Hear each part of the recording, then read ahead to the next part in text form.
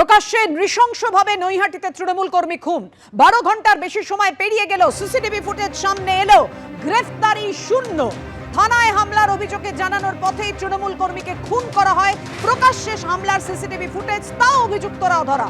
8 জনের বিরুদ্ধে এফআইআর হয়েছে। এখনো হামলাকারীদের ধরতেই পারেনি পুলিশ। তৃণমূল কর্মী খুনে অভিযুক্ত রাজেশের বাড়িতে ভাঙচুর চালানো হয়। নৈহাটির গৌরীপুরে একাধিক বিজেপির কর্মীর বাড়ি ভাঙচুর করা হয়।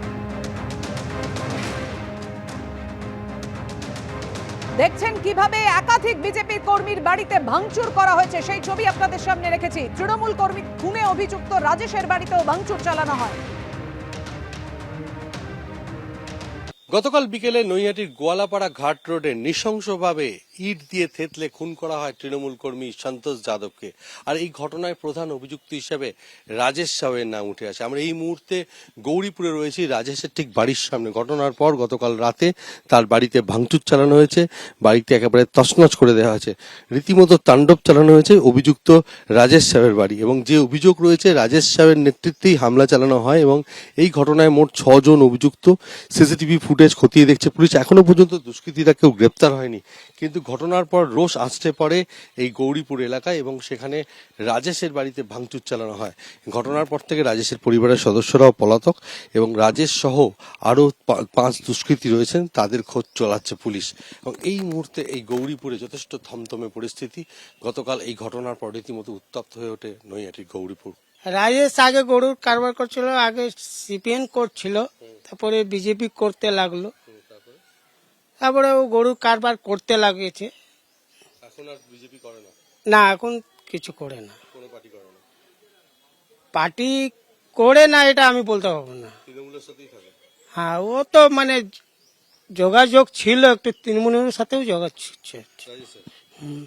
বাজেটে মধ্যবিত্তরা কতটা ছাড় পেলেন? আয়করে বেনজির ছাড় দিয়েছেন কেন্দ্রীয় অর্থমন্ত্রী।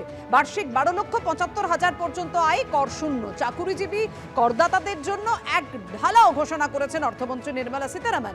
আয়করের সমস্ত স্তরে বিরাট ছাড়, এমনকি প্রবীণদের জন্য সেই সুখবর রয়েছে। সুদে ছাড় 50,000 থেকে বেড়ে হলো 1 লক্ষ। আর বাড়ি ভাড়ায় টিডিএস কাটার সীমা 2,40,000 থেকে বেড়ে 6 লক্ষ। স্বাস্থ্যক্ষেত্রেও কতটা স্বস্তি মিলেছে? ক্যান্সার সহ 36টি জীবনদায়ী ওষুধে পুরোপুরি শুল্ক প্রত্যাহার করা হলো।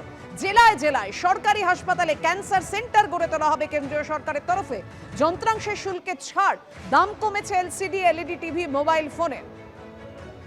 12 লক্ষ থেকে 25 লক্ষ পর্যন্ত করদাতাদের কতটা সুরাহা মিলল রেখেছি আপনাদের সামনে এক নজরে। কি কর কতটা ছিল, কর কতটা হলো এবং পকেটে কত টাকা থাকছে।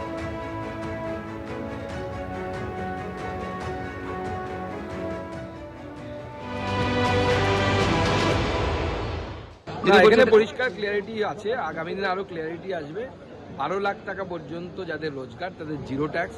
12 লাখের উপরে যদি আপনার ট্যাক্স হয়, 14 লাখের উপরে 14 লাখ যদি আপনার ইনকাম হয়, তাহলে পরে আপনি ট্যাক্সে পড়বেন, তখন আপনার উপরে স্ল্যাব লাগু হবে।